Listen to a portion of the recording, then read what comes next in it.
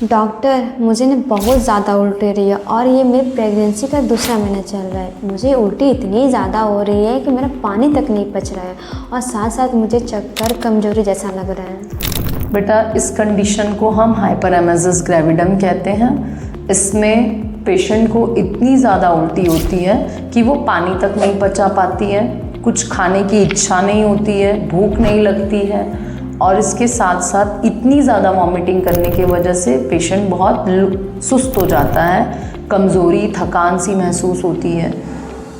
ये होता इसलिए है बिकॉज प्रेगनेंसी के कुछ हार्मोन्स होते हैं जो बहुत ज़्यादा बढ़ जाते हैं, जिसके वजह से ऐसा हाइपरेमेसिस ग्रेविडम होता है।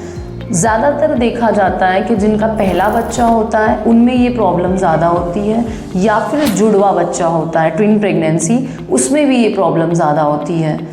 इसका सबसे बड़ा कॉम्प्लिकेशन ये होता है कि इतना ज़्यादा वॉमिटिंग करते करते पेशेंट का पानी जो है शरीर से बहुत ज़्यादा लॉस होता है, जिसे हम डिहाइड्रेशन कहते हैं। उसी वजह से पेशेंट को थकान, कमज़ोरी लगती है बहुत। किसी को मसल क्रैम्प होने लगते हैं बहुत, विटामिन B6 की कमी की वजह से। और इसके साथ साथ पेशेंट का इलेक्ट्रोलाइट भी डिस्टर्ब हो जाता है, इलेक्ट्रोलाइट इम्बैलेंस होता है और पेशेंट कुछ खाती पीती नहीं है, इस वजह से उसका वेट लॉस भी होने लगता है और इस वजह से उसके गर्भ पे और माँ पे दोनों पे इफ़ेक्ट पड़ता है इस चीज़ का। इसको हम एंटी एमिटिक मेडिसिन से सेटल करते हैं।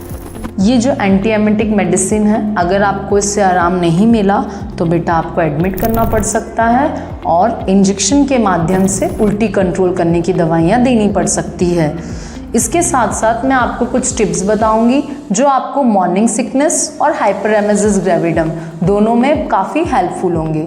सबसे पहला टिप्स कि सुबह उठते से ही आपको कुछ ना कुछ खाना है, जैसे कि चाय टोस्ट, चाय बिस्किट, ऐसी चीज़ें।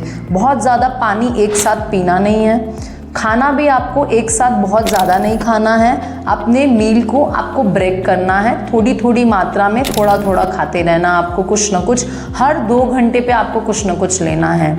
इसके साथ साथ सिट्रस फ्रूट्स के जो जूसेस होते हैं, जैसे ऑरेंज जूस, लेमन जूस, ये सब का प्रयोग करना है आपको और अपना पानी का मात्रा थोड़ी थोड़ी देर में बैलेंस करके रखना है।